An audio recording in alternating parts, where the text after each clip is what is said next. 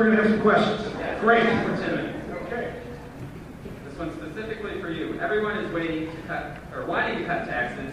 Where would you start? Well, the first thing I would do is to extend the tax cuts that were passed in 2001, 2003. Think about this. Right now, if nothing is done, the capital gains tax will go from 15%, where it is now, to 20% by January of 2011, and shortly thereafter up to 24%. Now, I have to tell you, what we're seeing in the economy today is representative of that. We've seen some uptick, and that's more, in my view, a result of people accelerating decisions about cashing out, taking their capital gains, and avoiding the taxes they're going to have to pay in 2011, because we have an irresponsible Congress that's not willing to do what's necessary to solve this problem. The estate tax would also be reinstituted if these tax cuts are not extended. So that's the first thing I would do. Secondly, I would also take steps immediately. Let's face it, folks, we've got to start creating some private sector jobs in this economy. And what I would do is to immediately cut the payroll tax on Social Security and Medicare, but 50% for at least 2 years, beginning immediately. We need to put money back into the hands of employers. We don't have employees without employers. And today, any employer in their right mind is going to think long and hard about adding payroll when they know that that employee is no longer an asset, but is likely becoming a liability. Health care, higher taxes, federal spending out of control.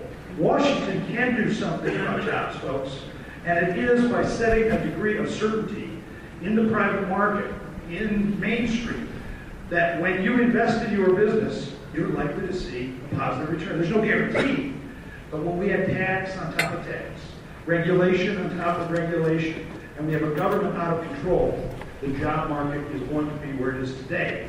In fact, it's going to get worse. One last point on this.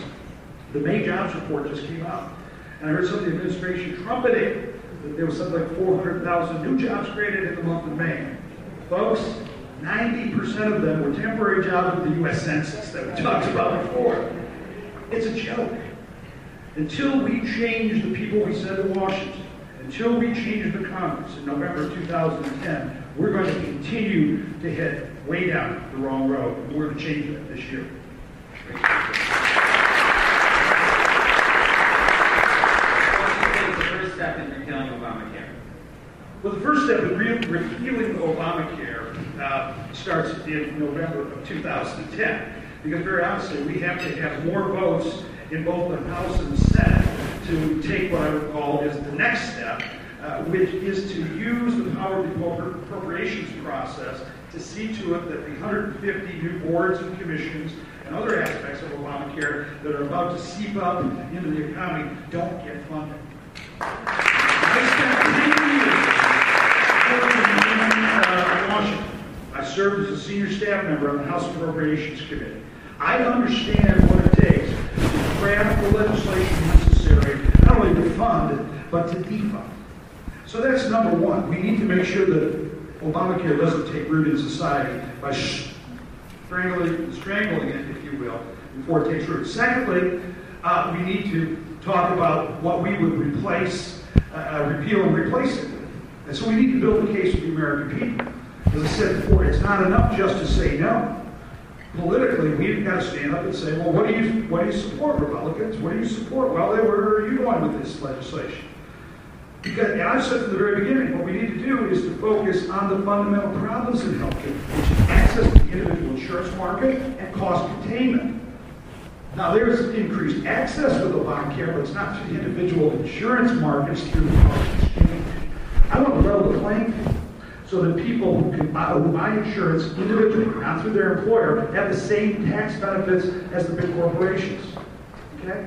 I want to see to it that we knock down the barriers to buying insurance wherever it works. Today, we're in a captive market. We can only buy from people who offer policies in Michigan. Why can't we go to Delaware or South Dakota if it works for me and my family? Because our needs are different from your needs. We also need to say, look at folks, we can't even begin to discuss health care reform without talking about tort reform. There's nothing in this legislation that these are the kind of things that we need to do to build a bipartisan consensus to pass an incremental health care reform that works.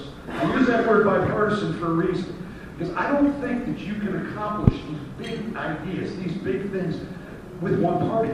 You saw what the Democrats have done. They made a huge mistake, because it was a bad bill, first and foremost, but because they tried to shove it down the throats of conservatives and Republicans and anybody else who wasn't drinking the Kool-Aid of Barack Obama.